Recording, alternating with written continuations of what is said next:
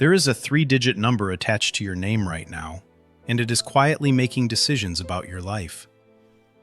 It decided how much your car actually cost, not the sticker price, the real price, with interest folded in.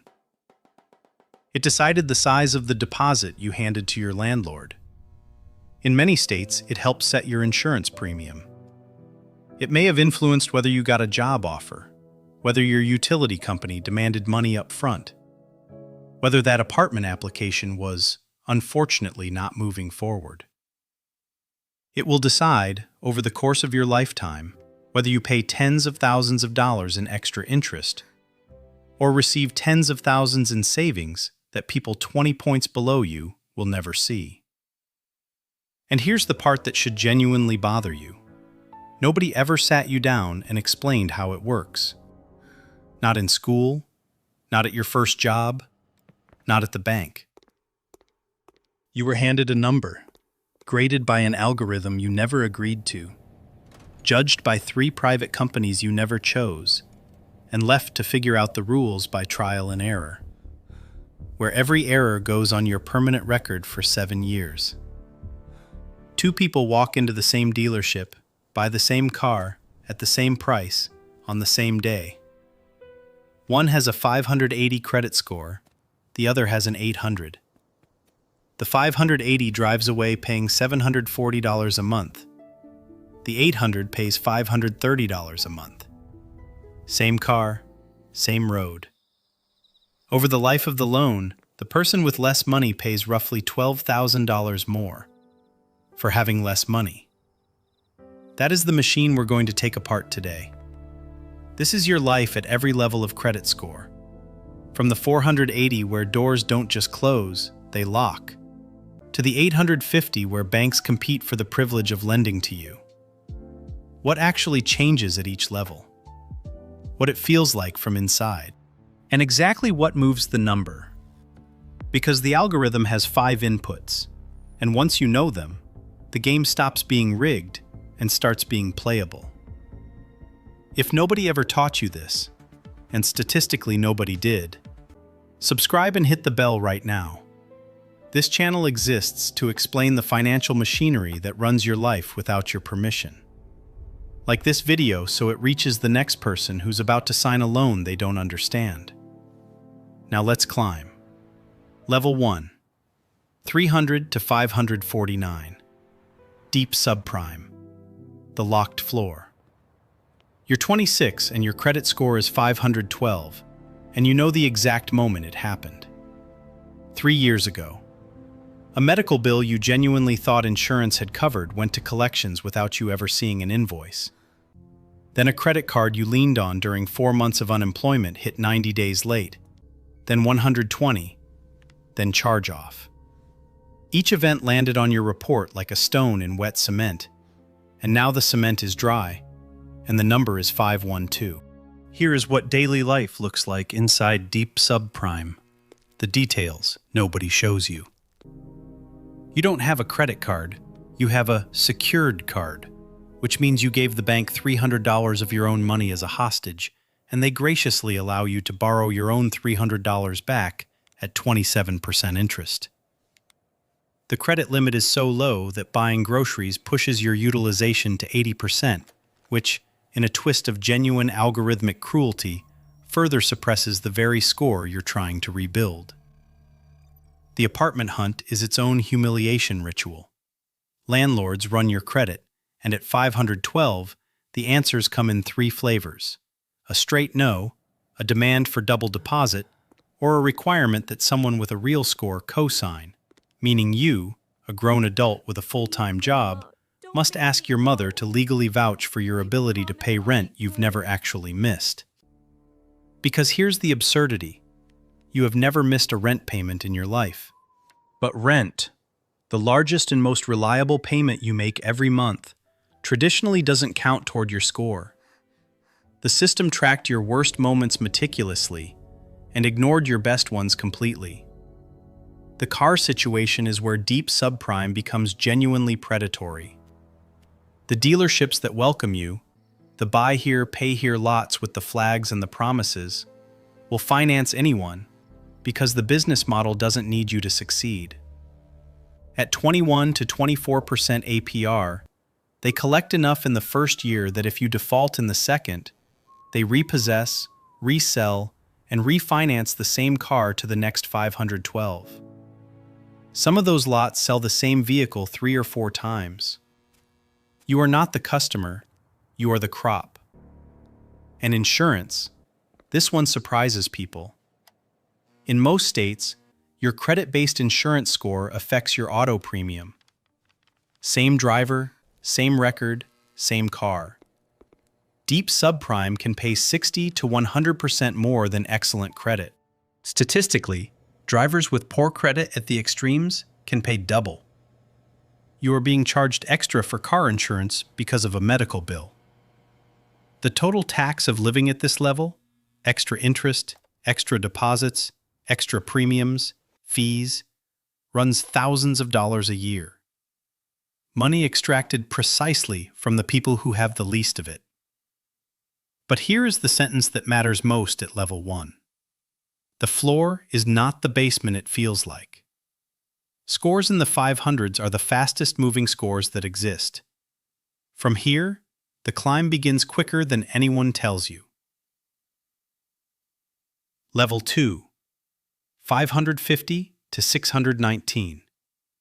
Subprime. Doors open, with a toll booth.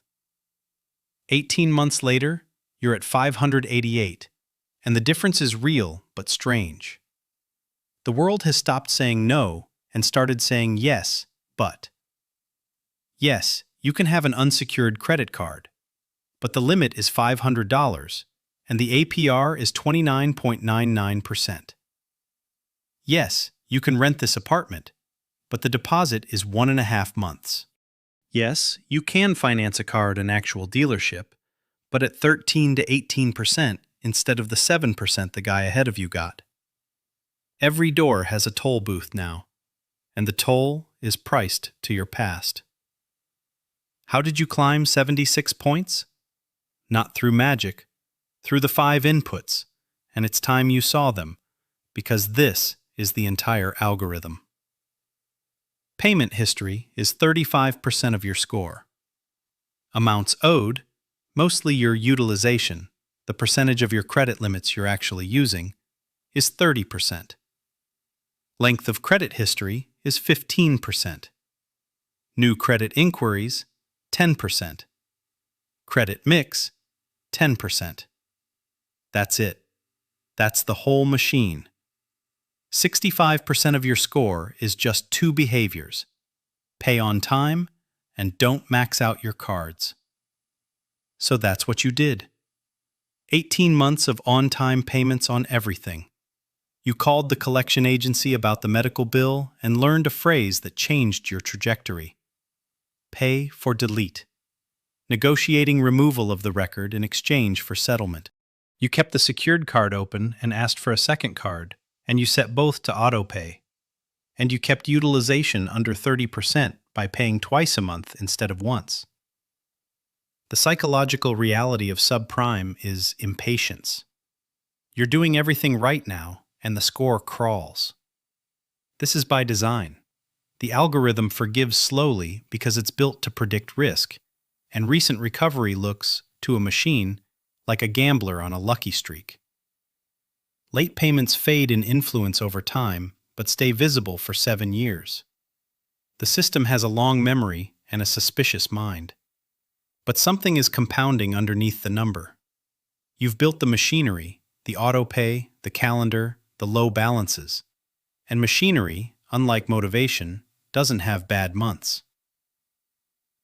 Level 3, 620 to 659. Near prime. The most important 40 points in America. At 634, you cross the most consequential line in American finance, and most people don't even know it's there. 620 is the traditional floor for a conventional mortgage. Below it, homeownership happens through FHA programs with extra insurance costs, or not at all. Above it, a loan officer can actually say yes. The 40-point band between 620 and 660 decides for millions of people, whether the biggest wealth-building tool in American life, a fixed-rate mortgage on an appreciating asset, is available or theoretical. You're 30 now, and life at near prime feels like standing in a doorway. You qualify for the mortgage, the auto loan, the decent credit card, but at the worst approved rates.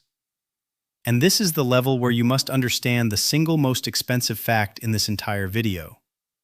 The difference between a $634 and a $760 on a $300,000 30-year mortgage is roughly 1 full percentage point of interest, sometimes more. 1 point doesn't sound like much. It's about $200 a month, which is $2,400 a year, which, over 30 years, is more than $70,000. $70,000, a college education, a retirement head start, an entire inheritance, determined by the gap between fair and very good on a number you were never taught to manage. Rushing into the mortgage at $634 because you finally can is the classic near-prime mistake.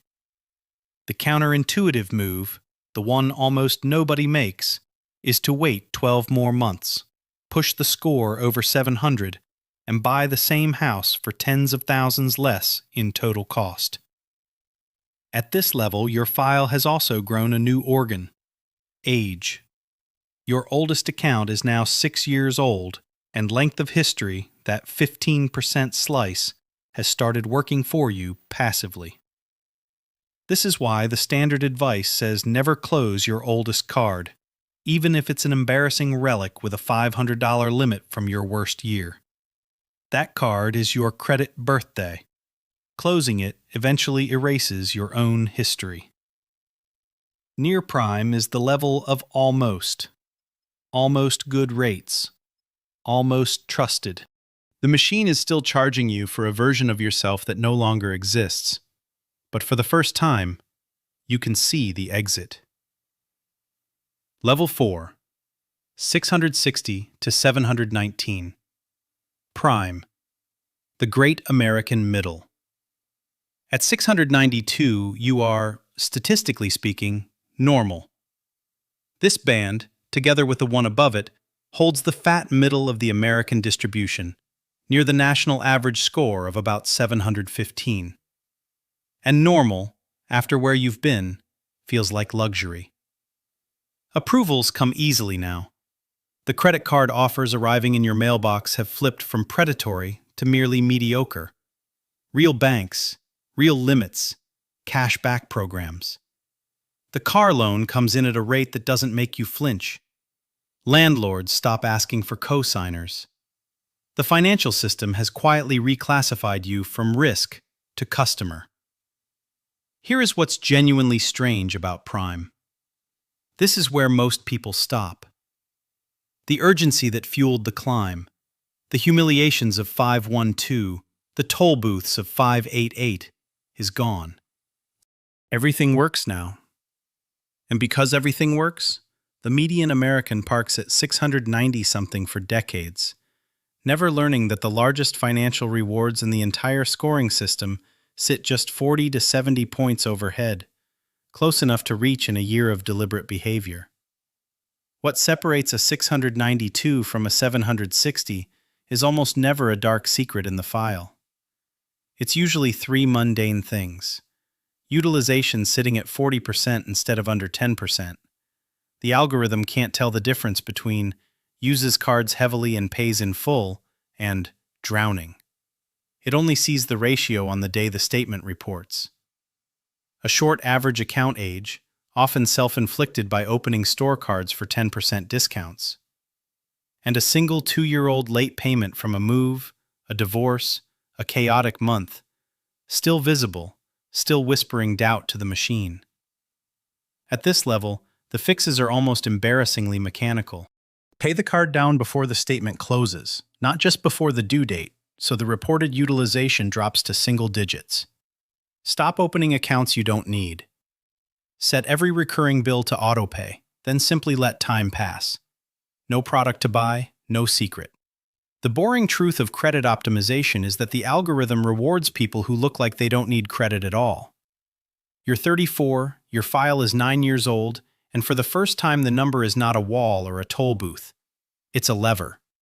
The only question is whether you'll bother to pull it the rest of the way. Level 5, 720 to 779. Very good. The invisible discount begins. At 745, something happens that you almost miss because no one announces it. Prices start quietly changing in your favor. Not marked prices, hidden ones. The auto loan quote comes back at the second best tier on the rate sheet. The credit card approvals arrive with limits so high they startle you. $15,000, $20,000, which itself pushes your utilization towards zero and feeds the score further. The mortgage refinance you run the numbers on saves $214 a month against what your near-prime self would have signed. Insurance renewal comes in lower. You did nothing this month. The number did it.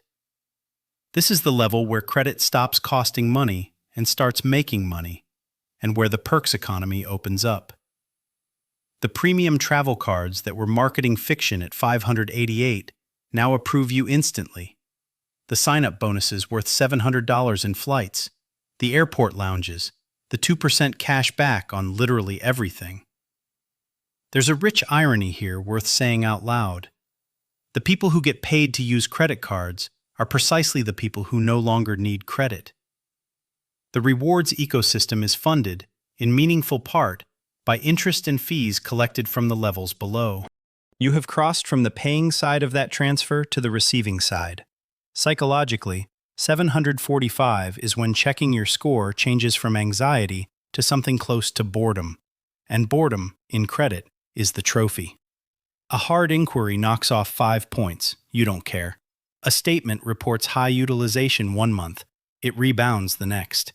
The file is deep now, 12 years old, diverse, padded with a flawless payment history at 35% weight. And deep files are stable files. The score has become what it was always supposed to be, a quiet, accurate reflection of the fact that you pay what you owe. One warning survives at this level, and it's the one that separates 745 from the tier above. A single 30-day late payment, one distracted month, one autopay that failed when a card expired, can drop a very good score by 80 to 100 points overnight. The higher the score, the harder the fall, because the algorithm punishes surprises most in the files it trusted most. At this altitude, your only real enemy is administrative sloppiness. Autopay everything. Then verify the autopay. Level 6, 780 to 849. Exceptional. Where the number stops mattering because it won. At 805, you learn the best-kept anticlimax in consumer finance. Virtually every rate sheet in America tops out at 760 or 780. Past that line, an 805 and an 849 get the same mortgage, the same auto loan, the same card. There is no secret vault that opens at 820. You have, functionally, finished the game. So what does life at Exceptional actually look like? It looks like optionality wearing a bathrobe. When you bought your last car, the finance manager, the person whose entire job is the back-end profit, slid the paperwork across and said, well, you're going to take the credit union rate, obviously, and didn't even attempt the upsell. When you refinanced the house, 3 lenders competed, and you let them bid against each other over email like it was a livestock auction. When a bank made an error, a payment misapplied, a fee that shouldn't exist, you didn't brace for a fight. One call, an apology, a reversal. Because the notes on your account say what your score says. This person can leave whenever they want, and profitable customers who can leave get treated like it. Your 22-year-old file is now an asset in ways that have nothing to do with borrowing. When you co-sign your daughter's first apartment, your signature is the key that unlocks it. And you feel the full circle close, remembering your mother co-signing yours at 512. When you add your kids as authorized users on your oldest card, they inherit a slice of your payment history and start adult life at 720 instead of nothing. A gift that costs you $0 and is worth more than most graduation checks. And here's the quiet, philosophical punchline of level 6. The score was always measuring one thing: predictability. Not wealth. There are millionaires with 6 4.0s and schoolteachers with 8 2.0s. Not income. Just the boring, compounding, 20-year habit of doing exactly what you said you'd do every month without drama. The exceptional tier isn't full of financial geniuses. It's full of people who automated their promises. Level 7, 850. The perfect score. A victory lap nobody needed, and what it proves. About 1 to 2% of scoreable Americans hold a perfect 850 at any given moment. And here is the complete list of financial benefits an 850 receives that a 780 does not. Nothing. No secret rate. No hidden product. No black card falling from the ceiling.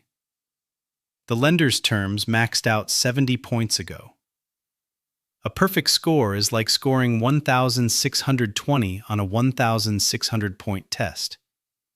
Impressive, pointless, and weirdly revealing. Because look at who actually holds them. The data on 850s is almost comically wholesome. Average age in the late 50s, decades-old accounts, utilization in the low single digits, 0 missed payments across a quarter century, and, the detail that should reframe everything, they carry less debt than lower tiers, not more.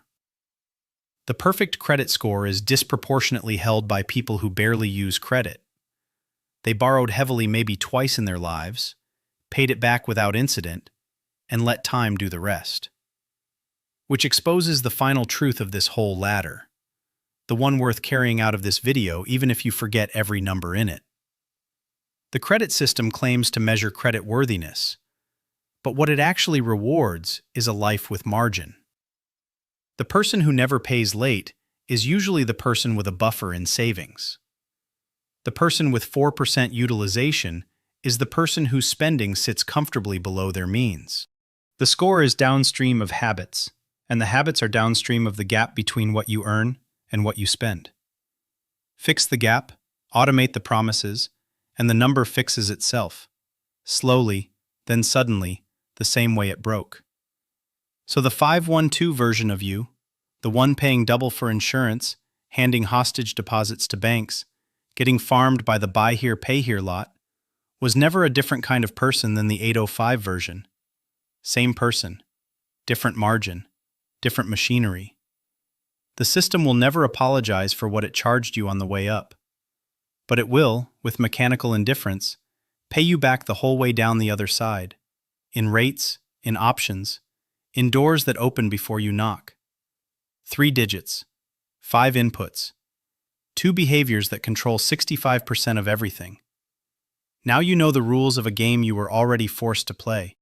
If this video taught you something the schools should have, subscribe and hit the bell, because this channel exists to reverse engineer the systems that run your financial life. Like the video so the algorithm shows it to someone who's about to sign a 24% car loan they didn't have to accept. And drop your range in the comments. No shame, every 805 in this comment section used to be a number they didn't want to say out loud. See you in the next one.